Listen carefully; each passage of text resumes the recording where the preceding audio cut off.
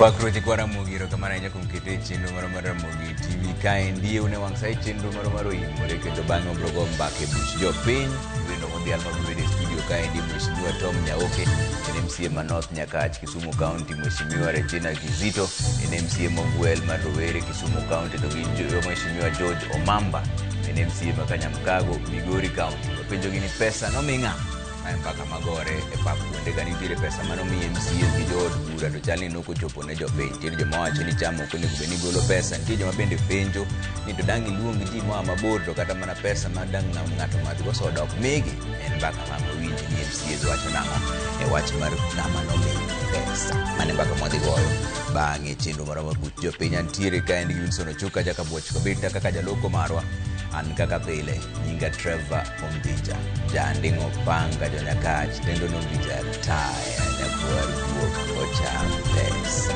magiti manyien mawana. The investigators can move with speed and shorten these days, so I will allow the investigators a period of 21 days to conclude investigation. Golo chik mondo geng ne jopuonjre ochiko ma itudo gi mach manyocho kelo masira Utumishi Academy kuom ndalo 21 kapod itimo nonro.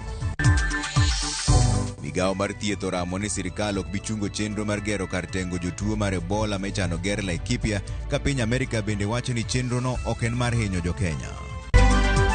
Omiyo okotimore maber. Actually it taints our party. Ne jo North duto adwa nyiso ni pesa no kapo ni nochiwe ero nenore ni nolwaro elwet jok moko to ana wuon ka Millicent nokayudo pesa. Moko kuom jokanyo mag ODM okwedo ripode mawacho ni nyocha ochulgi ne sombo ji ka gitere romo ma Kirembe.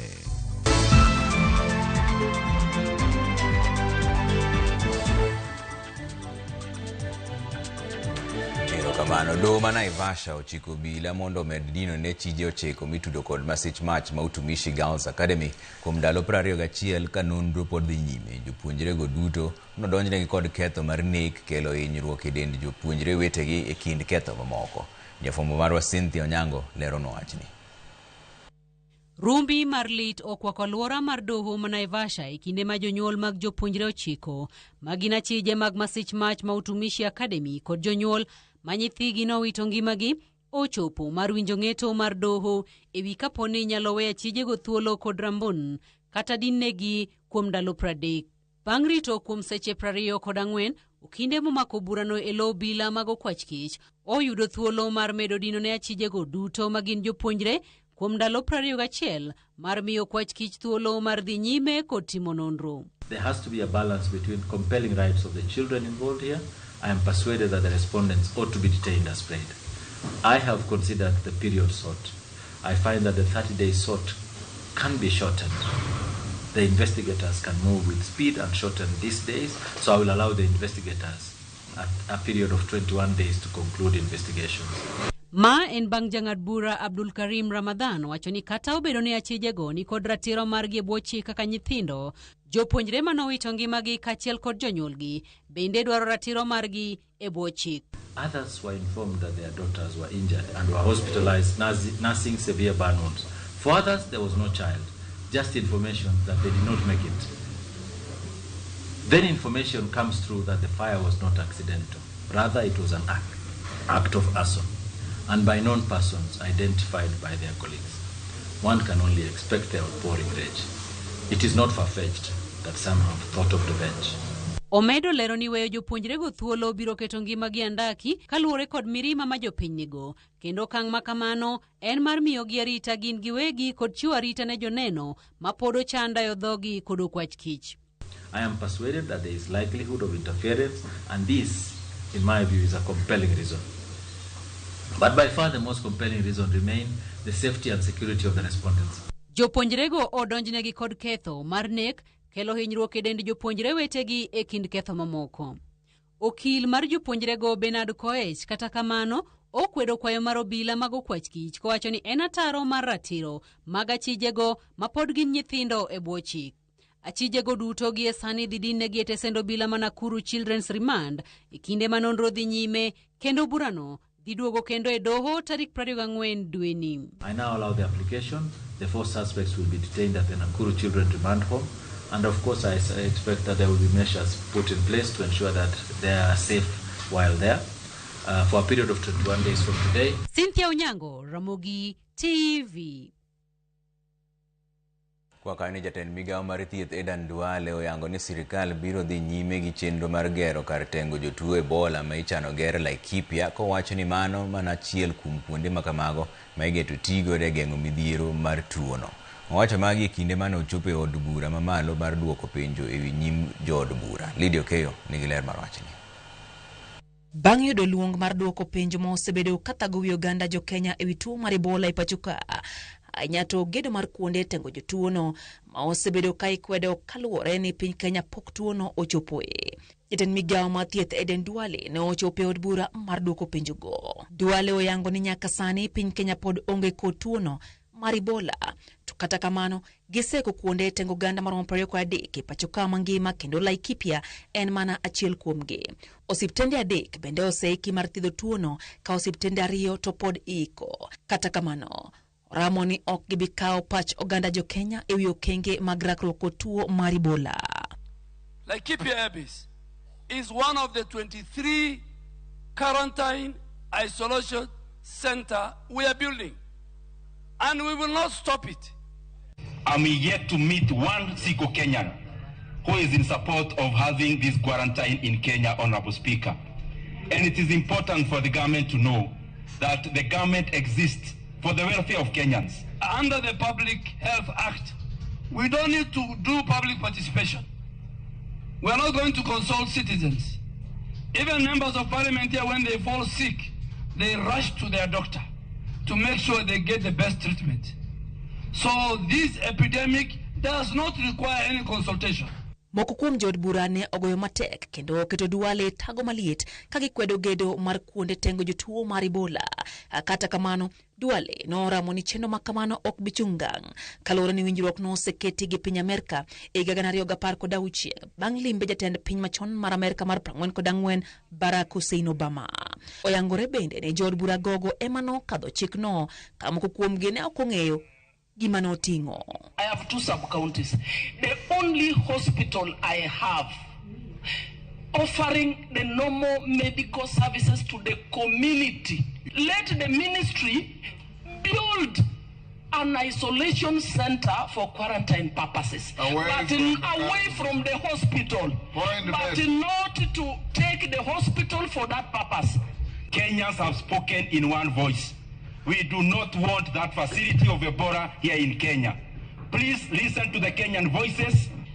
Are you in order implying that America is responsible by not setting up in their own country when they are a superpower and we are a minion power? Are you, even Honorable Buru is still looking for power and you are bringing... Are you suggesting that America is responsible by any chance? But having noticed that... Mr. Speaker, there is a ratified document by this House. The Speaker, members should take very serious when the Speaker is putting a question. Because many of that opinion say, you just say, you don't know you are ratifying something that's going to bring a disease. So be careful next time. Duale oyango ni kuonde tengo jotuo no ok gin mana mar jo Amerika kende, to kata jotuo mapacho ka ibiro ket kuonde go. Kolero ni piny Kenya osebedo gi tudruok mar tiyo kanyakla gi piny mar Amerika, kata mane kedo gi tuo mar ayaki, corona, kolero ni Ebola ok en tuo mokwongo. Piny Amerika osechiwo omenda maromo bilion 1.7 mar rakruok gi tuo mar Ebola. Nyaka sani onge ng'ata moseyudi gi tuo no bang' ji 23 mane ichich godo ni kod tuo no ne oyudi ka onge gi tuo no bang' ka nosepimgi. Tuo no kata kamano senego ji 259 e piny mar the Democratic Republic of the Congo ka ji 1,083 oseyudi gi tuo no e piny no. E piny Uganda ji 2 osetho nikech tuo mar Ebola ka ji 12 oseyud ka nitiere kod tuo no. Lydia Okeyo, Ramogi TV, Nairobi. Sirikal ma Amerika koro okwedo ripode mawacho ni kar tengo jotuo mar Ebola ma gidwa ni ger Laikipia biro keto ngima jo Kenya kamarach. Amerika olero ni kopogore kod kar tengo jotuo no gitiyo kod omenda mathoth e temo geng'o landruok mar Ebola ok mane piny Kenya kende te piny mangima. Kaka Simfros Okinda lero nwa riwruok mar MSF bendo jiwo jo Kenya ni kik gibed gi luoro ewi tuo no. Gikona sirikal ma piny Amerika oloso tokdo chungo chenro mar gero kar tengo jotuo Ebola mawuok e pinyno e pacho ka. E oboke ne ute fwambo, Amerika odok ne okang' mar bedo kod kar quarantine e kaunti ma Laikipia, ka gilero ni bedo kod kambi no ok bi keto ngima jo Kenya kama ng'awo. Kata bedo ni nyaka sani ler onge wi po ni kar tengo jotuo no biro tiyo ne jo Amerika kende, kata jo Kenya bende biro yude konyruok.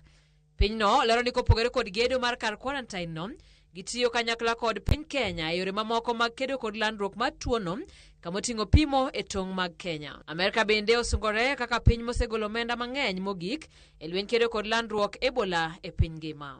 Komachielo, lakteche bworiruok mar MSF koro kwayo jo Kenya mondo hore ka gilero ni Kenya ok ni kama rach ahinya mar yudo nyorruok mabiro kod tuo mar Ebola kaka pinje mamoko. There are no cases of Ebola disease in Kenya today. There has never been a recorded case of Ebola disease in Kenya's history. Might there be cases imported from DRC or Uganda? Yes. Can the system manage? Almost certainly. The comparison between the situation in Kenya and DRC is not a valid comparison. Lakteche gimatie pinje duto kamoting'o DRC, Uganda, piny Kenya kin mamoko, lero ni Kenya ni kama bere kendo chal mare ok nyal pim kod gino madhi nyime piny DRC. There is an active conflict with 1 million people displaced going on right now in DRC. The health system has been destroyed over many years. Kenya has a robust system, a robust health system. Are there areas to improve? Of course, there are areas to improve in every single health system. MSF, Doctors Without Borders, is working with the Kenyan government to support it however it can. The government of Kenya is working with numerous different health partners to bolster surveillance, to increase community engagement. But there is absolutely no need to panic. Bende, gilero ni kata bedo ni kit Ebola masani landro ni onge yadhe kata chanjo, okonega jotuo ahinya kipimo kod kido mamoko, moseneno e piny DRC kuom higni 17 sani. Majority of the care is supportive management. You have the symptoms and sign, you take care of the symptoms and sign. For example, like proper IV fluid management.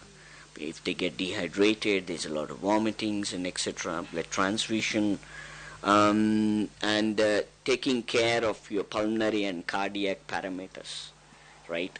That's the key important one. Sirikal mapacho ka imed jiw mondo geng' fuoge duto mantiere kedo kod Ebola e thuolo ni mapod onge ng'ata moseyudi gi tuono. Timfrozo Kinda, Ramogi TV. Jopiny onyiso sirikal mondo ne ni oket ageng'a ne agulu mar dongruok motisi ni Sovereign Wealth Fund ma ichano chuogi. Jopiny ne ochiwo pachgi e chenro mag kawo pach jopiny manotime moko kuom counties ne dwaro ng'eyo gima oganda dwaro ewi paro mar chik mar omenda. Jafwambo marwa mar siasa Chris Owino leronwa wachni. Paro mar sirikal mar chuga guch omenda moyedhi mar chwalo dongruok pacho kae mong'ere ka Sovereign Wealth Fund oedo sir kowuok kuom jopiny. E chenro mar kawo pach jodak ma Nairobi ewi paro mar chikno kaachiel gi paro mar chik mar omenda manyien, jopiny ogolo siem ne sirikal ni kik gitem lodho omenda mak mano kar chako chenro mag dongruok madhi konyo jopiny. Kwa sababu wakati ya zile serikali zingine ilikuwa ni NHIF, na saa hii wakati imekuja kwa mambo ya SHA imeleta shida. Mutatuashua namna gani kama komiti kwa ile government ambaye itachaguliwa baada ya Bwana William Ruto aita tampa na hii fedha tunataka kutenga? I believe these new tax proposals they have been brought about to help us raise funds. So what do we do to, first of all, curb the government wastage? Agulu makamano dhi yudo pesa kowuok kuom mwandu manie lowo mayudore pacho kae e chenro mar sirikal mar chwalo dongruok e pacho kae mangima. The paperwork is very okay. About the Sovereign Wealth Fund, that one is okay. But how sure are you going to give to these Kenyans? Hiyo pesa tukiweka hapo itasaidia hawa Kenya. Because we have been here in this Kenya. Jakom komiti mar od bura mar omenda Kuria Kimani osingo ne jo Kenya ni apis auditor general omite ko maneno ni omenda manie bwo agulu makamano utigodo kaluwore kod chik. Na number 2 tunapea authority mtu mwingine anaitwa Office of Auditor General ambaye ako independent kukagua vile hizo pesa zinatumika. Na mwisho katika kila mwaka financial statements zinakuwa published na publicized ili ya kwamba mtu yeyote anaweza angalia. Jorimba piko bende osiro fundi mar paro mar chik mar omenda manyien madhi wito oko osuru ma ijuogo betri mag apiko kod geche mag stima kayo mar siro sekta mar wuoth pacho kae. When you want to be paid, there is a invoice. E kaunti ma Siaya, johala matindo dwaro ni mondo migi puonj e wi chenro mar chulo osuru gi lony manyasani mong'ere ka e-TIMS ka moko kuom git ok mor kod osuru ma idhi juogo simbe mag ong'we yamo mawuok e pinje ma oko. Aonge time ni mar winjo kendo weche mag tax madwa sani duogo nyaka simo. Jogi dwa gola e simo. To kana yie aonge wach mirima dhi maka. Aonge wajatend. Mokwongo okia golo e-TIMS. E-TIMS nyaka puonjwa. Nyaka timnwa nyaka gi create awareness ne ji. In fact, youths bende kia timo gini. Gi create awareness ne ji e ground, e grassroots level kacha. Mondo wang'e ni e-TIMS itimo nang'o. Chenro makamano bende otimore e kaunti ma Makueni ka bende obiro dhi nyime e kaunti mamoko 13 e jumani kaachiel kod juma manyien. Kuria Kimani osingo ni komiti mare dhi miyo pek dwaro mag jopiny motelo ne pedho ripot margi mogik e nyim od bura jumbe 2 mabiro. E kinde ni ma od bura dhi nyime kod kawo pach jopiny e wi paro mar chik mar omenda mar 2026, jakom komiti mar od bura mar omenda Kuria Kimani okwayo oganda jo Kenya mondo kaw thuolo margi mar somo kendo kolo paro mar chik mar omenda manyien kar fuong'o miriambo e wiye. Chris Owino, Ramogi TV, South C, Nairobi. Mbaka mangu nago bang'e ni moko kuom MCAs kod josiasa mag ODM oseweche manyo wachi gi Senator ma Kisumo Professor Tom Ojienda ni nyocha omigi omenda mag sombo ji ka gitere romo mar duond burano manyocha timore Kisumo. Millicent Adhiambo miwaler. Kane giloso e laro mar od bura mar kaunti ma Kisumo, MCAs go okwedo ripode matudogi kod yudo pesa mag solo jopiny mondo ne yuor e romo mar ODM manyocha obagi Kirembe e giko dira mokalo. Kanyanam nyocha ne wan gi rally maber kabisa manotimore Kirembe. Kanochopo nyoro to mbunge no gochona. To kogochona to nyisa ni mili na dongi balance moro. Ako unis aoro ni $10,000, oro na $10,000. Koro bang'e no endo to waneno ka Senator wuoyo, to Senator wacho ni nomi MCA ka MCA $100,000. Adwa wache nyimo oganda kar kani an pesa miluong na $100,000 no kanene gi wanga. Nokwaya mondo akel ji 100. Nke jogi ni chulo $500. To kane koro chopo ni kom miya $25,000, ne chuna na dhi chulo jogi $250. To nang'e ni mana yany kuoma. Omiyo na weyo list na kaka ne list na ne 100 mane area MP na okwaya mondo akel tamany kaka nyalo chulo jogi kian gi pesa na. Omiyo okotimore maber. Ana dwa confirm ni an kaka Regina Kizito onge pesa mana receive mar mobilization. In fact, an joga manochope pap natiyo gi pesa na wuon moa mfuka. MCAs go medo kwedo wach makamano ka gikoni ponono nitie jowetegi mane omiyo omenda makamano to ok nyal bedo makare kane ok giyudo ler. Bende giwacho ni wechego gin mamedo duoko chia mar ODM piny. Sani karango tanene chat group marwa mar North. Wach pesa ni gime wacho chakre nyoro. Adwaro jo North ong'e maler ni aonge $100,000 no an ok anene. Gima dwa kwayo our MPs ni kaponi weche makamagi wuok to ung'eyo maber ni nomiu thuolo mar luongo MCAs together mondo chungi MCAs from each and every sub county, and you did not do that. That is wrong, and you are painting the name of our party badly. They should involve us mondo wang'e kik moko mawuok chien gi. Koro mane malitnwa biro makanye mabetnwa ni kara others are lesser members than others. Omiyo okotimore maber. Actually it stains our party. Komachielo, jatend rowere mag ODM ma Kisumu West oyango ni gikwedo weche mane Senator Ojienda owacho ahinya to iwacho omenda kaka weche mag thuo jopiny kod jotelo, wach mane osir kod jopiny kaachiel kod jotend ODM ma Kisumu West. Wach mar pesa miwacho ni nyomi MCAs gi wabunge ni en gima rach kabisa. nikech othuo jopiny gi jomoyier. Sani jopiny nyalo wuok ni dhi manyo MCAs gi wabunge ni nyomigi pesa to nyok gimiyogi. To en ng'ama jatelo. Omiyo nyako ng'i wechege mowacho mondo kik okel tulo kaka jatelo nikech sani piny liet. Samoro meke manomiyo. Mekwa geto noko mi nikech kwa fani wawuotho gi tiendwa, ana wuotho magetienda gi tim na ka Kisumu North. Kabiro nyake pap Kirembe. Moka neno ng'ama nong'iewo gi pesa. Ka en gi isu moro gi ODM, to chi ODM teto gi owachi. Wasebedo gi bura e pap kama wantiere ni. Moka dhadek ka waloso chenro mar dhi kacha. Wachne mar pesa mobiro udwa ketho godo Kisumu. Wakondem sana wan kaka host jo Kisumu West constituency. Magi biro tok twak manyo seneta ma Kisumu Tom Ojienda golo ni MCS kod Jod Bura ne ochul mondo osombo joera mag ODM e nyasi ma Kirembe manyocha otimore Kisumu West. Millicent Adhiambo, Ramogi TV, Kisumu.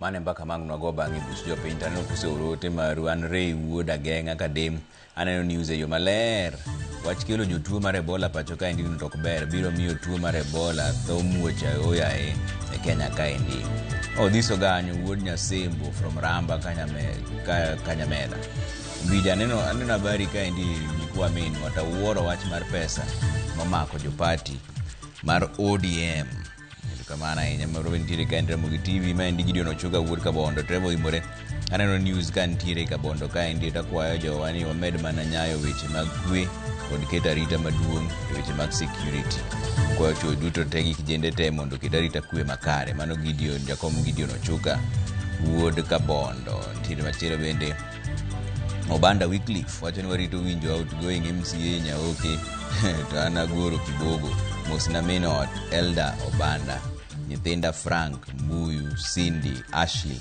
gi Brian mano Obanda Wycliffe kani dala manyakache kamana enya Obanda neno ka Koro Laka binocho ni Imore Trevor kona ne jonya kach duto temos kendo jonya kach ber makmana weche mag beti kod pala imwa biro bago negi alam maduong' mondo jachien odhi mabor ka kamano to jogem rai nigi kuyo kuom tho mar Odhiambo Alwoch Soja makinyi golo kendo ikne nobed Friday Karabok Bwaja School mano Kora Olaka Ozum Kapita wacho ni Imore Trevor oluwo news e yo makare Migori County ka indi Lwanda Konyango Center to kwa sirikal marwa mondo keto kenge motegno mar geng'o tuo mar Ebola to mogik ago mos ne jonyuol manowito nyithindgi e yor mach Nyasaye omigi ocho makende.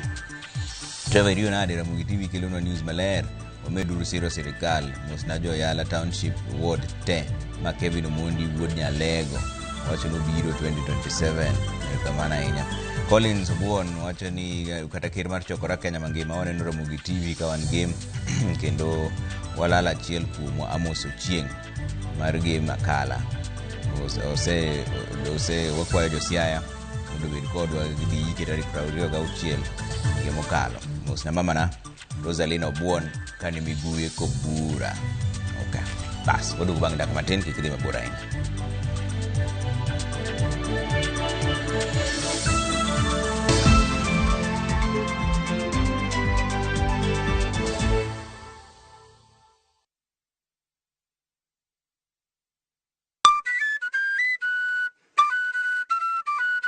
Nitie sigana e tok thum moramora kendo nitiere wuoth e tok jathum moramora.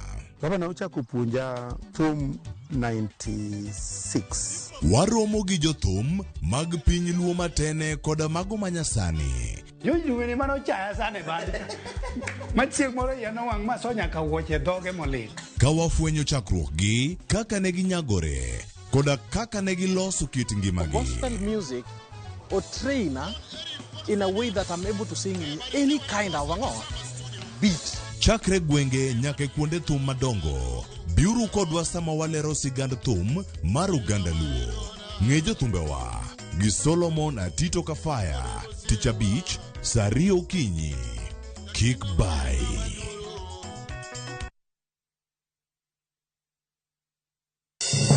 Ngima ok yot. Yawa giwachoga ni piny nyalo goyi boxing. Jot manigi geno mar dak e ngima maber. Japesa en ng'ama ipako kata okoso. Orateng' tigas mani wang'elando. Chakre koso rent 30,000 kura yudo kanye sani. nyaka kweo jirani sukari. Nyako chia ijoga ka. Ijoga ka ena nipokanyisika. Thank you. Chenro mora mora mipango lokre to bedo chandruok maduong'. Chief dhi nade kono? Chief dhi kako dwaro to bende pod obiro mana dhi kako dwaro no. Wuo gi osiepe mariek to gi jirende makelo kisran. Ine jalwet nyako chia. And those crazy ideas must just come from. Nyiero to ok kosi en Nyarkochia. Tich Abich, saa 1:45 otieno.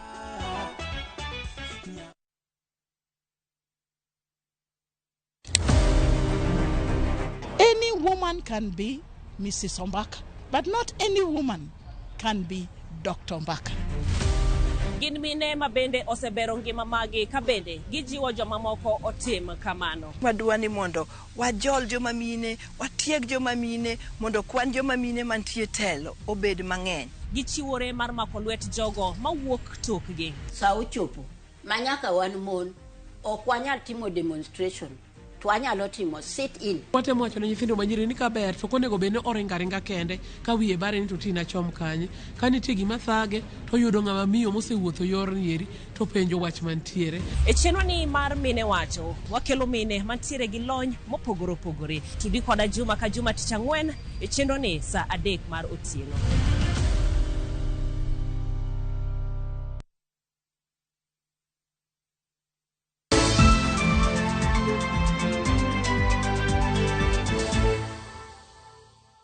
Mero kawano komiti mar arita kwe kaunti ma Homa Bay komakore gi migawo mar somo kod migawo mar law ochako chonro mar neno ni sikunde duto mag sirikal e kaunti no obedo gi oboke mag lope mogeri e sikunde go. Maendi bang' yangore ni atamalo 73 mar sikunde go onge kod title deed. Jafombo maro Ali Abich nigi lero. Kokalo romo mane obagi skul nyiri mogandi ka chud bura ma Homa Bay town mane okelo kanyakla jopuonj madongo e skunde mag sekondar kod mag primary duto mag piny owacho e kaunti ma Homa Bay. Apisas mawuok e migawo mar law kaachiel kod migawo mar somo, duol mochung'ne lope kod komiti mar arita kwe e kaunti ne oyangore ni mana atamalo 27 mag skunde mag piny owacho e kaunti ma Homa Bay ema ni kod obok mag lope ma ogere e skunde ma kamago. Komisona ma Homa Bay Ronald Mwiwawi mane ochiwo kom e romo ma kamano wacho ni gisedo ng'uro skunde mathoth ma jopiny donjore lopegi kendo laro kodgi kiewo ka okoni gitiyo kanyakla neno ni skunde ma sirikal e kaunti ni obedo kod obok mag lope. I chose to have this meeting today, bring the land officials forward. They have made their presentations. The heads of institutions have been informed of the processes to follow.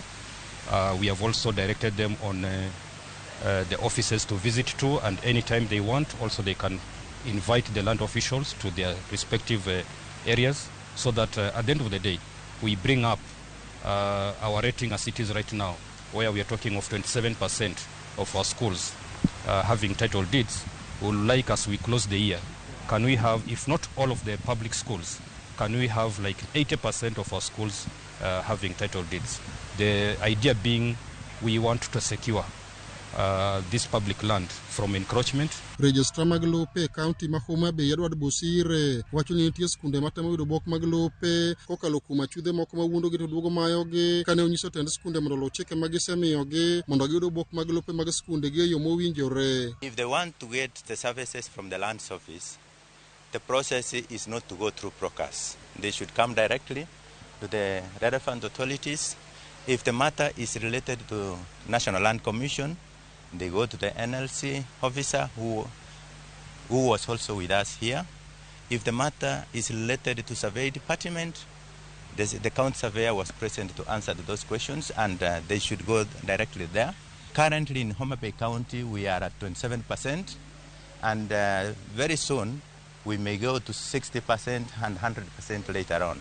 Apisas e migawo mar somo mabende noyuoro kinde romo makamano wacho ni dwaro margi en keto kwe kinde skunde kod jogweng' kokalo yor neno ni skunde te mag piny owacho obedo gi obok mag lope mar tamo jogweng' mane kod tim mar laro lope gi skunde mantie gwenge ma giwuoke. Agombo ni skunde wa obed kod kwe e kind communities magintie.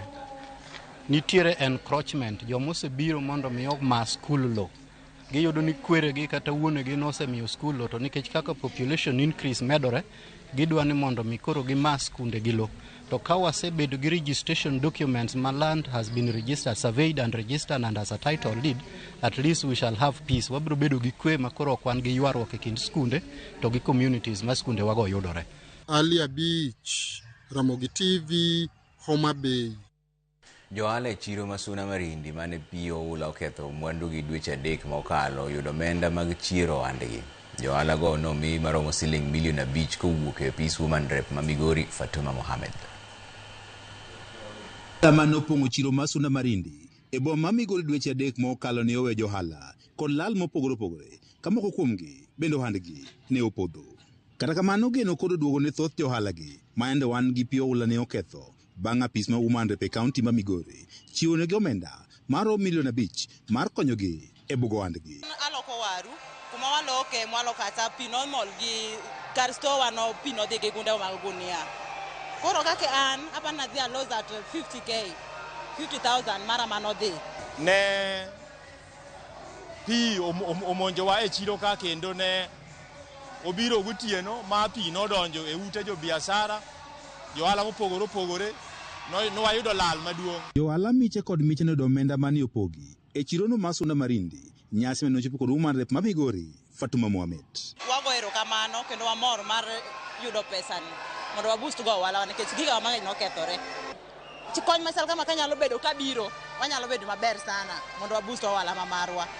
Dwe achiel manokalo nwatimo Harambee Marindi Market ka mawendo wa modhial ne NCS Mbadi manokelo nwa lwete maber chuth to gi rais marwa mar Kenya bende nooro nwa ote mar milion 1. Duto nwachoko milion 5 gi 700 makawuono wapogo e lela ka.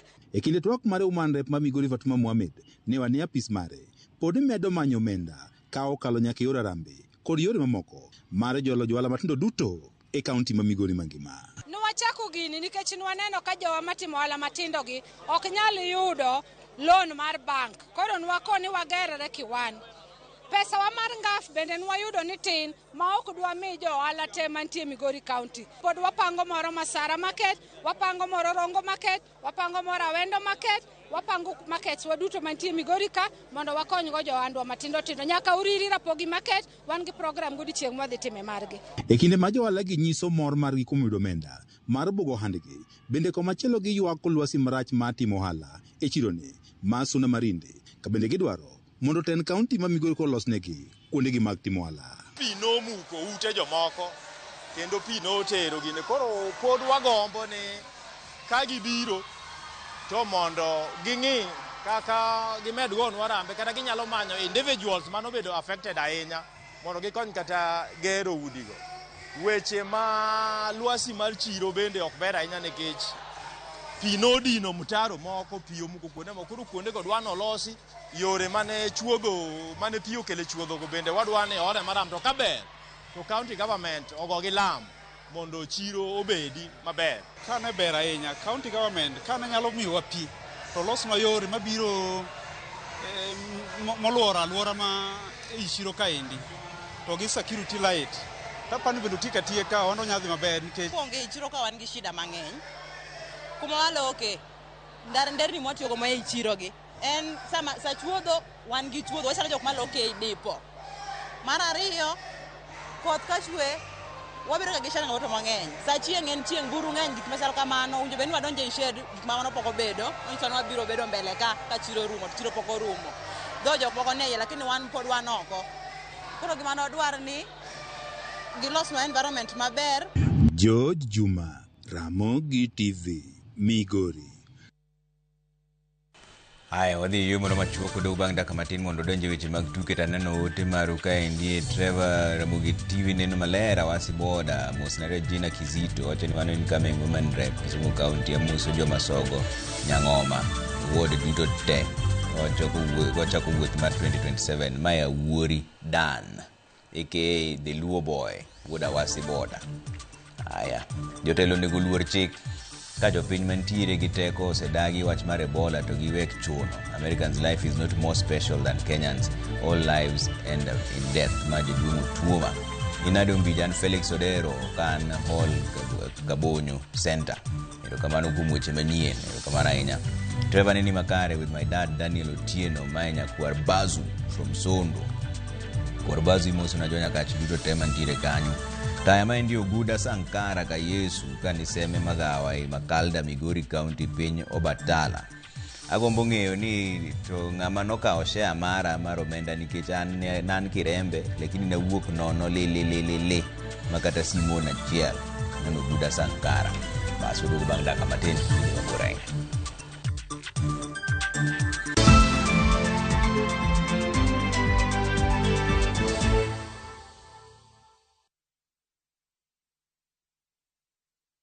Cape Town has probably been on your list for a while now, and it's easy to see why. It's the kind of place where everything just comes together. Table Mountain views, the ocean, the city, all in one. From Table Mountain with your partner to wine tasting with your girls, that's what makes it the ideal destination. Whether you're traveling as a couple, with friends, or even solo, explore 5 days in the Cape Town from $1,830 per person sharing or $1,980 if you're going solo. Call 0703-254-254. View Travel. Dream, explore, discover.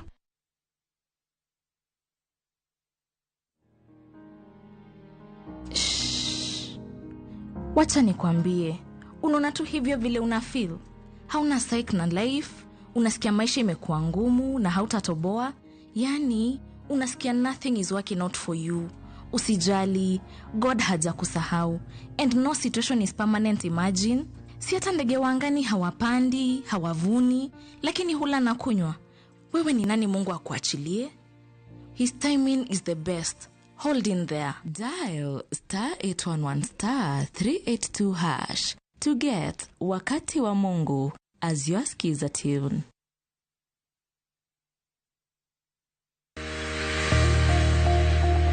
Ng'ato ka ng'ato nigi gima ber mohero. En mich. Gima wadhi gi art. Onge ng'at mabobiro to yudi kuma intiere to kawi gi kanya. En tije madhi ming'eri. Mae en chenro ma ji nigi nyalo mar timo gik moko yore mopogore opogore. An ma design tani ma arango quality mar gino kapoko wuok. Moro ka moro kuom gik matimore ngima ng'ato en gima duong'. Tije lwedogi nigi pesa sana, kikutegemea tije andika. Nikech duong' ok en gima iwacho gi duol maduong' seche moko, to en gima itimo gi lwedo. Mipok nino teko. Time seche te. Pok opogore. Tich Ang'wen, saa 2 okinyi.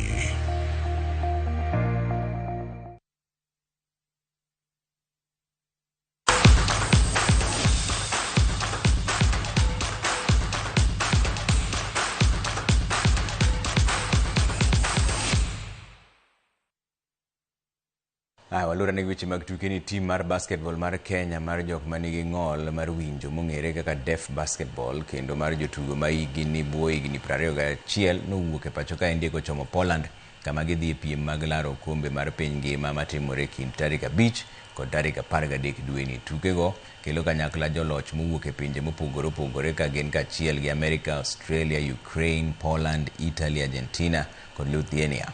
Kenya odhi e tukego e thuolo mokwongo.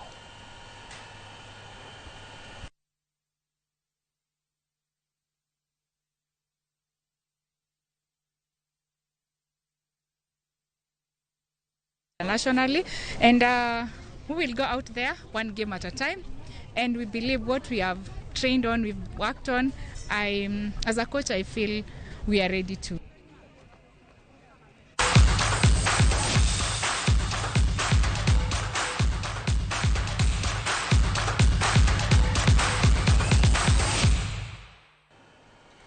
Wadhi yumoro machuok oduogo bang' dakika matin taneno ka mheshimiwa Regina Kizito mane MCA Moguel ma Kisumu kende mosechopo ka pod warito mheshimiwa George Omamba MCA ma Kanyamkago Migori County to gi mheshimiwa Tom Onyaoke MCA ma North Nyakach mondo gidonj ka wachaka ne mbaka mar buch jopiny to kata kamano wabro chaka gibro yudo mbele kacha. Taneno ka nitiere ote Musero kaendi Trevor Jack Awasi noga yudo pesa tutiga kanyo. Haya machielo bentiere kanyo ne Onyaoke amor kodi piny ni telo tek omiyo bed mana dichuo onge gima yudo mayot ma Bishop Joey Jarae and delegate mar Rai polling station to onge pesa mana yudo. Okay, ka MCA square ni pesa ne oko gol to penj na ni balance mane urne MCA moro mar 1000 cha to ne oakanye to en balance mar ang'o. Aya ndi machielo tika ni driver urna mia moro kanyan marach ma Queen kutoka Ng'ia Queen diketho gini Trevor ni makare gweng makare ni kaendi mandi ugola Victor Nyakwar Marera erokamana ni bila Derek director mar Konims Academy Kabondo amor kod chenro mar Ramogi kendo choponwa yo makare bila Derek director Konims Academy Kabondo erokamana ahinya. Neno machielo bende kani Trevor ojienda ni kare kendo konyal riambo ma wuoda mbira erokamana ahinya. Machielo bende nitiere kaendi Akida David wacho ni say no to Ebola sentence na nyuki tawe. Haya odugo bang' dakika matin kidhi mabura.